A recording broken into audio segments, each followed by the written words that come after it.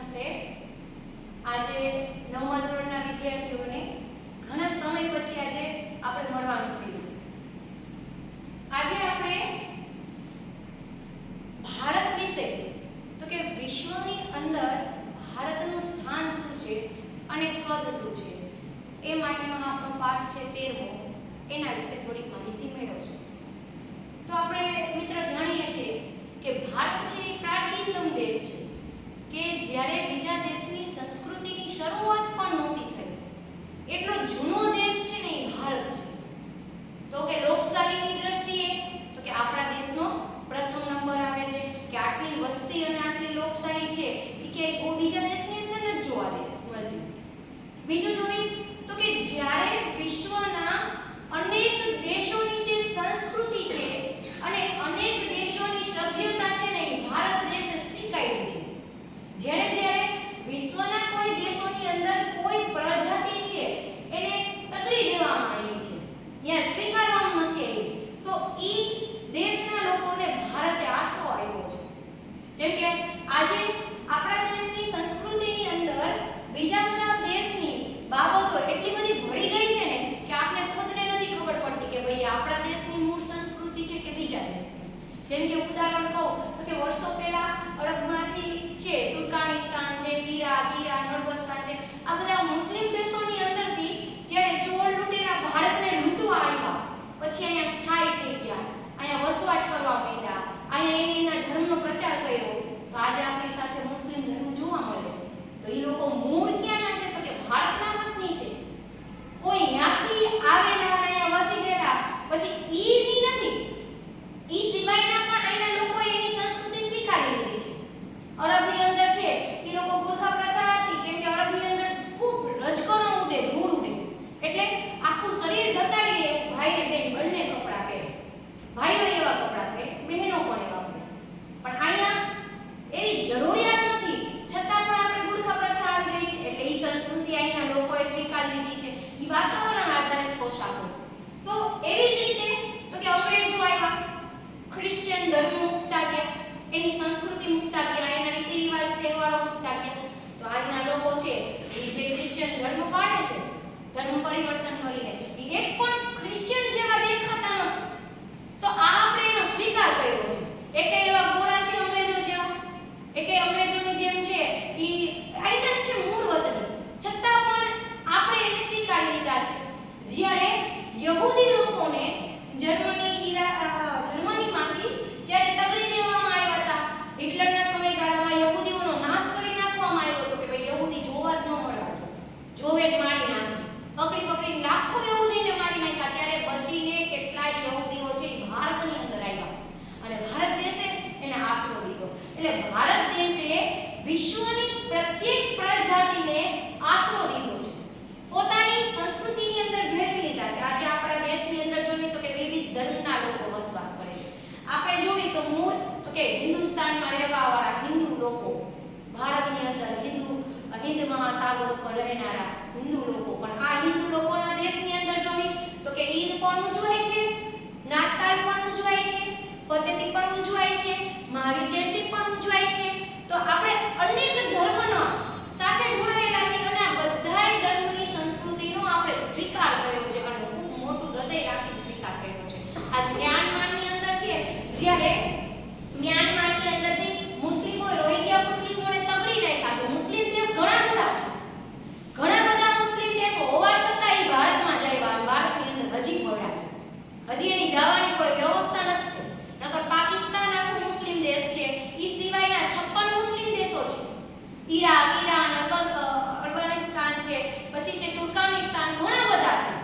તો શા માટે એ લોકો અહીંયા વસવાટ કરવાનો ગયા, ફક્ત ભારતમાં જ આવ્યા, ભારતની અંદર જ વસવાટ કરવા આવ્યો, કેમ કે એને ખબર છે કે વર્ષોથી સદીઓથી ભારત દેશે બધાનો સ્વીકાર કર્યો છે, એટલે અહીંયા વસવાટ કરવા આવ્યા। આજે જોઈ તો કે બાંગ્લાદેશની અંદર, પાકિસ્તાનની અંદર, અફઘાનિસ્તાનની અંદર હિન્દુઓ, શીખ, જૈન, પારસી આ બધા જે લઘુમતીમાં આવે છે અને એનો નાશ કરે છે એની જાતિઓને, પણ એને પણ કોને સ્વીકારે છે તો કે ભારત દેશે સ્વીકાર્યું। તો કે ભારત દેશ છે આજે એની અંદર વિશ્વના બધા દેશની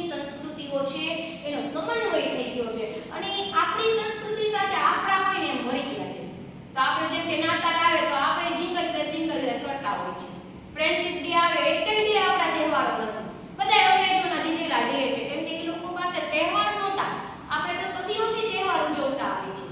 તહેવાર નહોતા એટલે ડે ચાલુ કર્યા, મધર ડે ને ફાધર ડે ને ફ્રેન્ડશિપ ડે ને આવું બધું એ લોકોએ ડે ચાલુ કર્યા. તો એ ડે આપણા દેશમાં આપણે ઉજવી છે.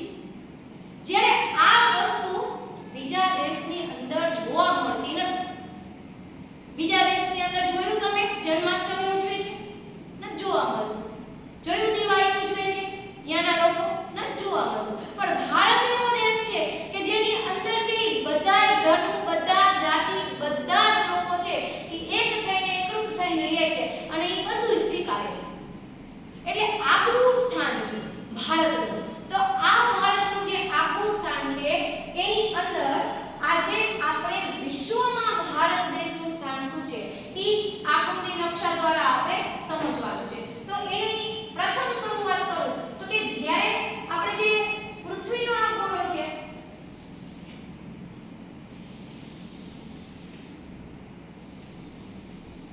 અત્યારે બધા જ લોકોએ મારી સાથે એક પેનની અંદર પેન અને બુક લઈ અને આજે હું ડ્રો કરાવું છું એ તમારે બધાને ડ્રો કરવાનું છે. એટલે જો આ જે પૃથ્વીનો ગોળો છે, આ પૃથ્વીના ગોળાની અંદર વચ્ચોવચ બંનેની મધ્યની અંદર જીરો વૃત્ત પસાર થાય છે, જે આડું વૃત્ત છે. તો સૌથી પહેલા આપણે એક દિશા લખી નાખી. તો આ ઉપર આપેલી છે ઈ ઉત્તર દિશા, નીચે આવેલી છે ઈ દક્ષિણ દિશા, પૂર્વ દિશા, પશ્ચિમ દિશા. તો પૃથ્વીના ગોળાની અંદર મધ્યમાં આપણે જે વૃત્ત પસાર કરવામાં આવ્યું છે, જે વૃત્તનું નામ છે વિષુવવૃત્ત, જેને જીરો અક્ષાંશે પસાર કર્યું છે. અક્ષાંશ એટલે તો કે પૃથ્વી ઉપર જેટલા આડા લીટા પસાર કરવામાં આવ્યા છે એને તો અક્ષાંશ કહેવામાં આવે છે, અને જેટલા ઊભા લીટા પસાર કરવામાં આવે છે એને છે રેખાંશ કહેવામાં આવે છે. તો જીરો અક્ષાંશ એટલે જીરોની ગણતરીથી મધ્યમાં જે વિષુવવૃત્ત છે એ પૃથ્વીના બે ભાગ પાડે છે. તો કે ઉપરની ભાગ છે એને ઉત્તર ગોળાર્ધ કહે છે, જે આ ઉપરનો અડધો આ ગોળ ભાગ છે એને ઉત્તર ગોળાર્ધ કહેવામાં આવે છે. નીચેનો આ ગોળ ભાગ છે એને દક્ષિણ ગોળાર્ધ કહેવામાં આવે છે. એટલે બે ભાગની અંદર વિષુવવૃત્ત છે ઈ વહેંચે છે. તો કે આ વિષુવવૃત્તનો જે સીધી લીટી પસાર કરવામાં આવી આ છે ઈ કાલ્પનિક છે. પૃથ્વીની જે રેખાંશ કરવામાં આવ્યા છે ઈ એનો સમય, તારીખ, એનું સ્થાન, અંતર આ કેટલું છે એનો માપ કાઢવા માટે નક્કી કરવામાં આવ્યા છે. એટલે આપણે જ્યારે કોઈ પૃથ્વીનો ઉપરથી ફોટો લઈને સેટેલાઇટ દ્વારા તો એમાં આ લીટા નો આવે, એની અંદર તો પૃથ્વી એમને મારે ઈ આપણે કરેલું છે. એટલે એને કાલ્પનિક રેખાંશ કાલ્પનિક રેખા કહેવામાં આવે છે. તો મધ્યમાંથી પસાર થાય છે તો એને વિષુવવૃત્ત કહેવામાં આવે છે. અને ક્યારે તો કે શૂન્ય અક્ષાંશે પસાર થાય છે.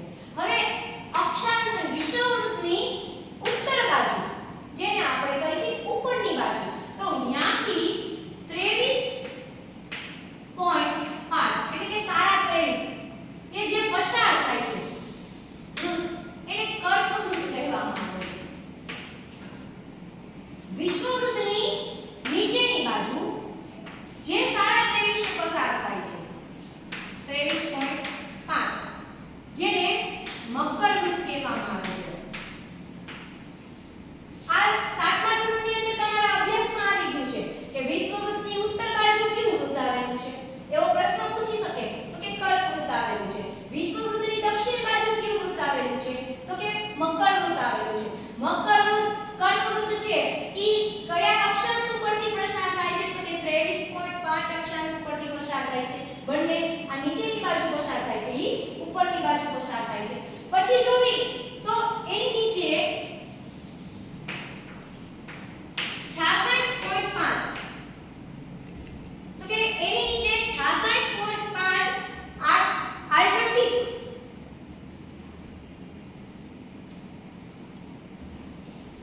અલ્ટાર્ટિક વૃત્ત એટલે કે રેખા પસાર થાય છે.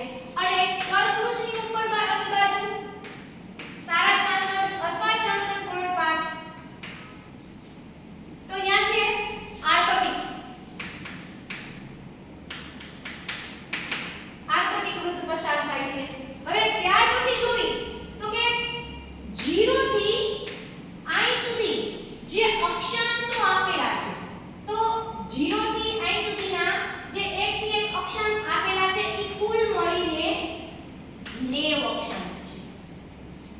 ઉત્તર બાજુની વાત કરી તો કે 0 થી એટલે અહીંયા પશ્ચિમ થી દક્ષિણ બાજુની અંદર જે અક્ષાંશ કુલ આપેલા છે કેટલા અક્ષાંશ આપેલા છે 90 અક્ષાંશ આપેલા છે. એવી રીતે અહીંયા 0 થી આ બાજુ વાત કરી તો અહીંયા પણ છે 90 અક્ષાંશ આપેલા છે.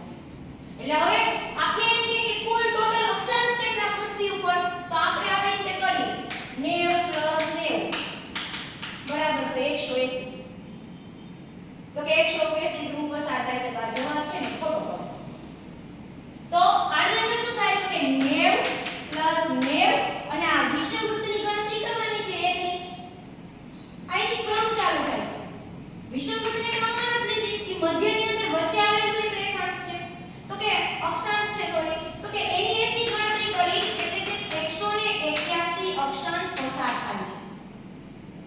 ફરીથી તો કે વિષુવવૃત્ત છે હવે એક અક્ષાંશ અને બીજા અક્ષાંશનું અંતર તો કે એક અક્ષાંશને બીજા અક્ષાંશનું જે અંતર ગણી તો ઈ છે 111 કિલોમીટર.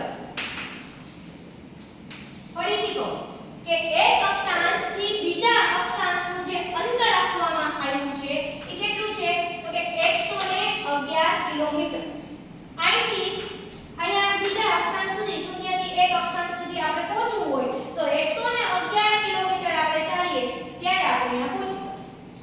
હવે એના પછી તો કે આ વૃત્તો જે આપેલા છે તો એની અંદર અહીંયા મધ્યમાં જે કેન્દ્ર આપ્યું છે ઉત્તર બાજુ અને નીચે જે મધ્યમાં કેન્દ્ર આપેલું છે તો એને આપણે શું કહેવામાં આવે છે તો ઉત્તર બાજુ આપ્યું છે ને તેને ઉત્તર ધ્રુવ કહે છે અને દક્ષિણ બાજુ આપ્યું છે ને તો એને દક્ષિણ ધ્રુવ કહેવામાં આવે છે. ઉત્તર બાજુ ઉત્તર ધ્રુવ દક્ષિણ બાજુ દક્ષિણ ધ્રુવ પણ કોને કહે છે તો કે પૃથ્વીની જે મધ્યની અંદર આપ્યું છે જે સ્થાન એને ઉત્તરી ધ્રુવ અને દક્ષિણી ધ્રુવ કહેવામાં આવે છે.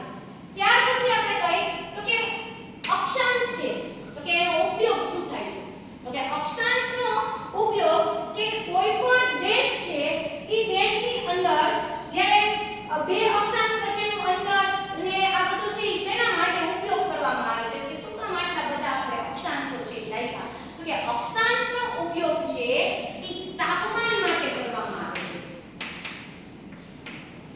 કોઈ પણ દેશનું તાપમાનની સ્થિતિ જાણવી હોય જળવાયુની સ્થિતિ જાણવી હોય તો કે દરિયાની અંદર અત્યારે કઈ સ્થિતિ છે કોઈ જગ્યાએ વાતાવરણ કેવું છે આ જ્યારે જાણવું હોય તો એ કોની ઉપરથી જાણી શકાય છે તો કે પૃથ્વી ઉપર જે અક્ષાંશો આપેલા છે એની ઉપરથી તાપમાનનો અંદાજો લગાવવામાં આવે છે અને તાપમાન નક્કી કરવામાં આવેલા છે. તો આવી રીતે અક્ષાંશનો ઉપયોગ તાપમાન માટે થાય છે. એ સિવાય જોઈએ તો કે જળવાયુ જળની પ્રક્રિયાઓ છે એના માટે નક્કી કરવા માટે કેમ કે ચારે બાજુ આપણે મહાસાગરો આવેલા છે પૃથ્વી પર 4 મહાસાગરો છે એની અંદર ઉપસાગરો છે સમુદ્ર છે તો આ બધાની જળની સ્થિતિ શું છે પાણીનું ભેજનું વાતાવરણ તાપમાન કેવું છે તો આ બધું જાણવા માટે આ બધા અક્ષાંશનો ઉપયોગ કરવામાં આવે છે. આ અક્ષાંશ ઋતુ ઉપરથી નક્કી કરવામાં આવે છે કે ભાઈ એક આટલા કિલોમીટરે આવું વાતાવરણ છે તો આ હવા પવન ફૂંકાણો છે તો અહીંથી આટલા કિલોમીટર પહોંચતા એને કેટલું અંતર લાગશે આ નક્કી કરવા માટે છે કે આ પૃથ્વી ઉપર આડા લીટા એટલે કે અક્ષાંશો આપવામાં આવે છે.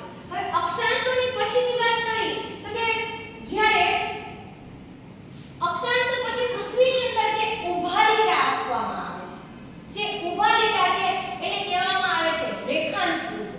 ઊભા લીટા છે એને આપણે શું કહીએ છીએ રેખાંશ વૃત્તો. તો જે રેખાંશ વૃત્તો છે એ પણ શૂન્ય ધ્રુવથી ચાલુ થાય છે.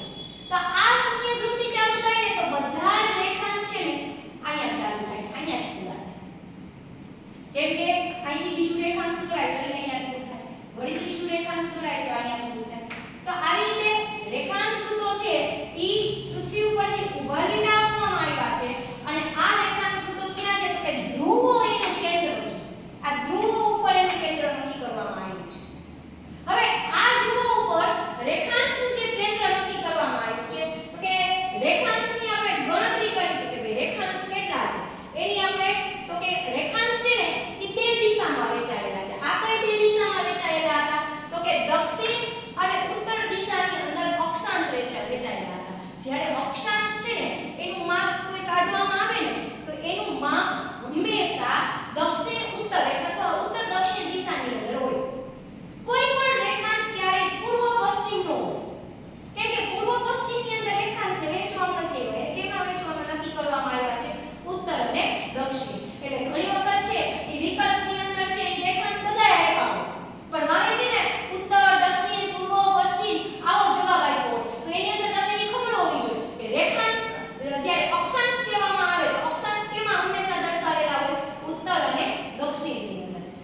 જ્યારે રેખાંશ દર્શાવેલા હોય તો એ દર્શાવેલા હોય પૂર્વ અને પશ્ચિમ અંદર રેખાંશ છે ને દર્શાવેલા હોય. રેખાંશ શેમાં દર્શાવેલા હોય? પૂર્વ દિશા અને પશ્ચિમ દિશામાં. કેમ કે બધા રેખાંશ છે અહીંયા ઉત્તર ધ્રુવથી ચાલુ કરી ધ્રુવથી ચાલુ થાય છે. તો આ બાજુ કઈ બાજુ ફેલાયેલા છે? બધા પૂર્વ બાજુ. આ બાજુ જોઈએ તો કઈ બાજુ ફેલાયેલા છે? પશ્ચિમ બાજુ. એટલે પૂર્વ રેખાંશ અને પશ્ચિમ રેખાંશ છે નક્કી કરવામાં આવ્યા છે. અને શરૂઆત ક્યાંથી થાય છે? તો કે ઉત્તર ધ્રુવથી દક્ષિણ ધ્રુવ સુધી. સમજાય છે? હવે એના પછી જોઈએ તો કે આ જે રેખાંશ આપેલા છે તો આ રેખાંશ છે એનો ઉપયોગ શું થાય છે? તો સમય જાણવા માટે. તો કે કુલ કેટલા રેખાંશ પૃથ્વીના ગોળા ઉપર આપેલા છે? તો કે પૃથ્વીના ગોળા ઉપર જ્યારે આપણે રેખાંશ જોવામાં આવે ને તો અહીંથી પૂર્વથી અહીં પશ્ચિમ સુધીના જે રેખાંશ છે ને એ 180 આપેલા છે. મધ્યમાં ઉત્તર ધ્રુવથી ચાલુ કરી પૂર્વ સુધી જાય તો આ બાજુ 180 આપેલા છે. વળી અહીંથી શૂન્યથી ચાલુ કરી એટલે આ બાજુ 180 આપેલા છે. તમે તમારા નકશામાં જોજો કે અહીંયા છે ને જ્યારે અક્ષાંશ ચાલુ થશે ને તો 0 થી ચાલુ થઈને 8 10 12 એવી રીતે આમ નીચે તરફ થશે. અને આ જે છે ને તો ઈ ક્યાંથી ચાલુ થશે? તો કે 20 30 40 એવી રીતે થઈને પૂરા ક્યાં થશે? તો 180. આ બાજુ પૂરા ક્યાં થશે? તો 180. તો ટોટલ પૃથ્વી ઉપર રેખાંશો કેટલા આપવામાં આવ્યા છે? તો આની અંદર જો મધ્યમ લીટી નથી. આની અંદર એક મધ્યમ લીટી હતી અને જેને આપણે વિષુવવૃત્ત નામ આપ્યું છે. તો આની અંદર કોઈ મધ્યમ લીટી નથી. તો કે રેખાંશ છે એ કુલ કેટલા આપવામાં આવ્યા છે? તો કે 180 180 360 રેખાંશ આપવામાં આવ્યા છે. પૃથ્વી ઉપર કુલ કેટલા રેખાંશ આપવામાં આવ્યા છે? 360. અક્ષાંશ કેટલા આપવામાં આવ્યા છે? 181. સમજાય છે? અક્ષાંશ 181, રેખાંશ 360. તો કે ઉત્તર ધ્રુવમાં મુખ્ય પોઈન્ટ ઉપર જાય, સૂર્ય ઉપર જાય તો અહીંથી બાજુ 180, આમથી પશ્ચિમ બાજુ 180, બે થઈને તો કે 360. હવે આ 360 જે રેખાંશ આપવામાં આવ્યા છે તો કે આ રેખાંશ વચ્ચે તો કે એક રેખાંશ થી બીજા રેખાંશ વચ્ચે તો રેખાંશનો મુખ્ય જ્યારે શરૂઆત છે ને ઈ રેખાંશની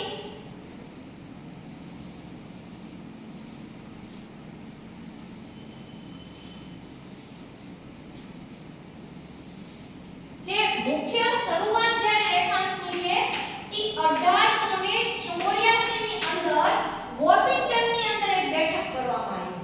1884 ની અંદર વોશિંગ્ટનમાં એક બેઠક કરવામાં આવી અને ઈ બેઠક ઉપર એના માટે બેઠક હતી તો કે આખી પૃથ્વીની અંદર વિશ્વ આખાની અંદર સ્થાન અને જે બધા સ્થાનો છે એનો સમય નક્કી કરવામાં આવે ને એની તારીખ નક્કી કરવામાં આવે. તો કે બધી જગ્યાએ સમય અને તારીખ છે ઈ કોના આધારે હોય? ભાઈ બધા દેશની સંસ્કૃતિ જુદી જુદી, બધા દેશની અંદર જુદી જુદી રીતે છે ગણતરી કરતા. તો ઈ સમયે બધાની અંદર એકરૂપતા લાવવા માટે 1884 ની અંદર જે વોશિંગ્ટનમાં બેઠક થઈ ઈ શેના માટે થઈ? તો કે રેખાંશ વૃત્તો છે એના થકી છે ઈ તારીખ અને સમય નક્કી કરવા માટે ઈ થઈ. એટલે પહેલો રેખાંશ વૃત્ત છે ઈ ક્યારે નક્કી કરવામાં આવ્યું? તો કે 84 ની સાલમાં, 1884 ની સાલની અંદર. તો કે સમય નક્કી કરવા માટે, તો કે સમય નક્કી કરવા માટે શું છે? તો કે એક રેખાંશથી બીજા રેખાંશનું અંતર છે ને ઈ 4 મિનિટનું છે. એક રેખાંશથી બીજા રેખાંશ સુધીનો જે સમયગાળો છે ઈ કેટલા મિનિટનો છે? 4 મિનિટનો છે. ઓલો જે અક્ષાંશ છે ઈ કેટલા કિલોમીટર હતું? તો કે 111 કિલોમીટર. આનો સમયગાળો કેટલો કીધો છે? તો કે 4 મિનિટનો કીધો છે. તો કે 4 મિનિટની અંદર જો આ જે છે ને એનું કોઈ પણ જગ્યાએ જઈને અક્ષાંશ બધી જગ્યાએ એના માપ છે ને સરખા હતા કિલોમીટર પ્રમાણે. તો આની અંદર શું થાય છે? તો કે રેખાંશની અંદર એવું થાય છે કે ઉપર છે કે વધુમાં વધુ રેખાંશમાં કયું રેખાંશ મોટું? તો કે વિષુવવૃત્ત વાળું રેખાંશ છે ને અહીંથી આટલું આ મોટું, આ બધામાં મોટો ફાળો બધી જગ્યાએ રેખાંશની અંદર. એટલે એની અંદર સમયનું અંતર કેવું છે? તો કે અહીંયા વધારે છે સમયનું અંતર. જ્યારે તો કે ઉત્તર ધ્રુવ છે એ કેવું રેખાંશ ઉપર? નાનું. દક્ષિણ ધ્રુવ છે તો એનું રેખાંશ કેવું? નાનું. એટલે અહીંયા સમયનું અંતર કેવું? ઓછું. અને અહીંયા કેવું છે? તો કે મોટું રેખાંશ. શું કામ? તો કે આ કેવા છે કે ઉત્તર ધ્રુવથી દક્ષિણ ધ્રુવથી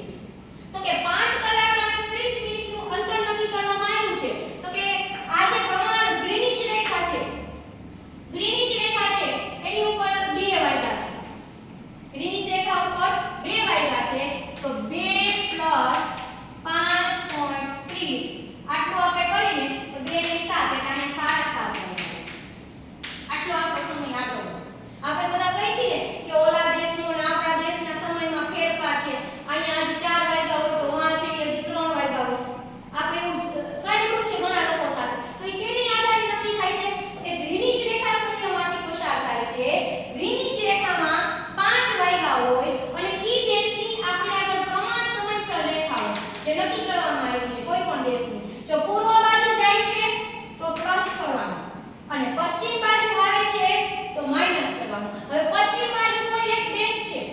હવે ઈ દેશમાં આપણે એવું માની લઈએ કે ઈ દેશની સમયરેખા છે ઈ 30 અક્ષાંશે પસાર થાય છે.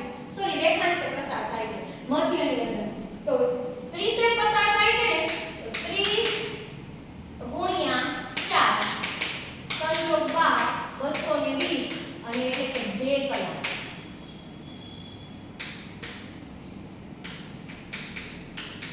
તો આ જે 2 કલાક છે, તો કે આ 2 કલાક તો કે ગ્રીનિચ રેખા ઉપર છે ઈ 6 વાગ્યા છે.